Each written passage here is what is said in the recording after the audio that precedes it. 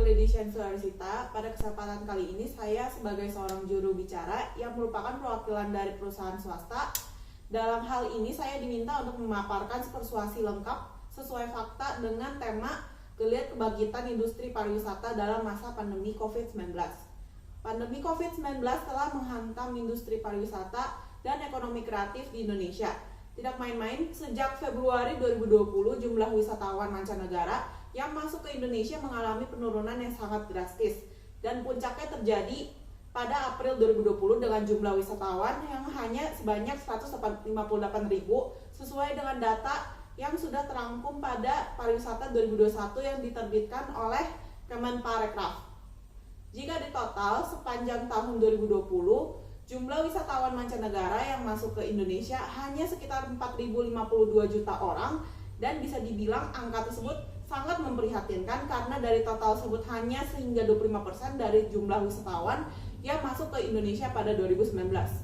Hal ini pun berdampak pada pendapatan negara di sektor pariwisata yang adanya pembatasan sosial berskala besar dan ditutupnya akses keluar masuk Indonesia, menyebabkan penurunan pendapatan negara di sektor pariwisata sebesar 20,7 miliar rupiah.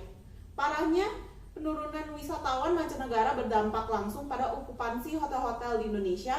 Bulan Januari hingga Februari, okupansi ini masih di angka 49,17% dan 49,22%. Namun di bulan Maret menjadi 32,24% dan memburuk saat memasuki bulan April, yaitu sebesar 12,67%. Dampak pandemi COVID-19 pada sektor pariwisata Indonesia juga terlihat dari pengurangan jam kerja. Sekitar 12,91 juta orang di sektor pariwisata mengalami pengurangan jam kerja dan 939.000 orang di sektor pariwisata sementara tidak bekerja. Di sisi lain, pandemi COVID-19 juga berdampak langsung pada berbagai lapangan pekerjaan di sektor pariwisata. Menurut data BPS 2020, sekitar 409.000 tenaga kerja di sektor pariwisata kehilangan pekerjaan akibat pandemi COVID-19. Berikut adalah langkah menyelamatkan pariwisata Indonesia. Berbagai upaya dilakukan untuk menyelamatkan pariwisata Indonesia, dan ada 3 fase penyelamatan yang dilakukan oleh Kementerian Pariwisata dan Ekonomi Kreatif atau Badan Pariwisata dan Ekonomi Kreatif Kemenparekraf, yaitu tanggap darurat, pemulihan, dan normalisasi. Fase tanggap darurat fokuskan pada kesehatan seperti menginisiasikan program perlindungan sosial, mendorong kreativitas dan produktivitas saat WFH, melakukan koordinasi krisis pariwisata dengan daerah pariwisata, serta melakukan persiapan pemulihan. Selanjutnya adalah fase pemulihan, di mana dilakukan pembukaan secara bertahap tempat wisata di Indonesia. Persiapannya sangat matang, mulai dari penerapan protokol CHSE atau Cleanliness, Healthy, Safety, dan Environmental Sustainability di tempat wisata, serta mendukung optimalisasi kegiatan MICE atau Meeting, Incentive, Convention, dan Exhibition di Indonesia. Terakhir adalah fase normalisasi, yaitu persiapan destinasi dengan protokol CHSE, meningkatkan minat pasar hingga diskon untuk paket wisata dan MICE. Salah satu program yang telah dilaksanakan adalah Virtual Travel Fair sejak bulan Agustus hingga September 2020. Selanjutnya yaitu berubahnya tren pariwisata di tengah pandemi COVID-19.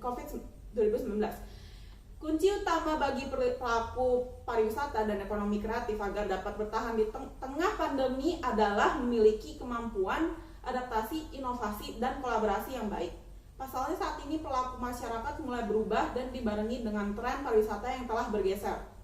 Contohnya yang paling simpel yaitu sebelum pandemi kita bisa bebas liburan ke destinasi wisata di Indonesia maupun ke luar negeri. Namun adanya pandemi menyebabkan tren pariwisata berubah seperti liburan tanpa banyak bersentuhan dengan orang lain agar tetap aman, yaitu seperti staycation. Karena hotel cukup berdampak akibat pandemi, tentu sebagai pelaku industri perhotelan tidak bisa hanya mengandalkan staycation.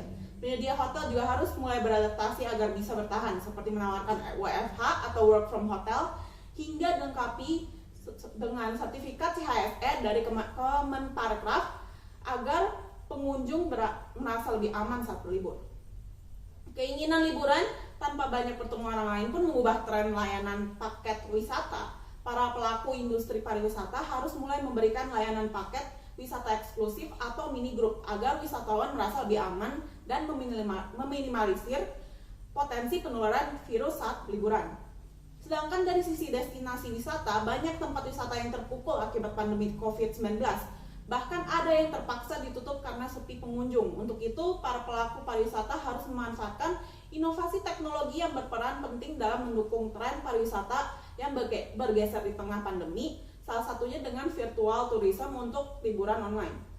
Tak kalah penting, bergesernya tren pariwisata di Indonesia juga berdampak pada beberapa usaha restoran. Agar dapat bertahan, tentu saja pelaku industri restoran harus berinovasi seiringan dengan pergeseran perilaku dan kebiasaan para konsumen.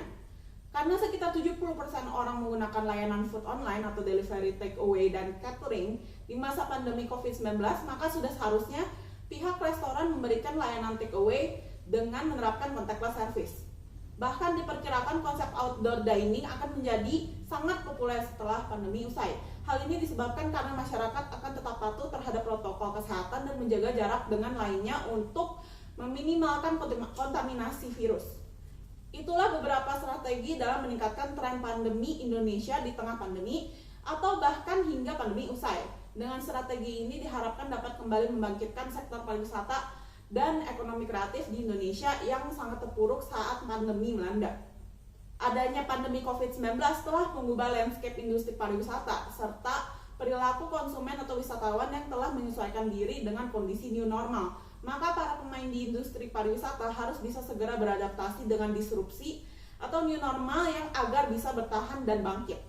Diprioritaskan untuk 6 subsektor industri pariwisata yang sangat terdampak dengan adanya pandemi COVID-19, yaitu akomodasi hotel, travel agent, MICE, restoran, transportasi wisata, dan atraksi wisata.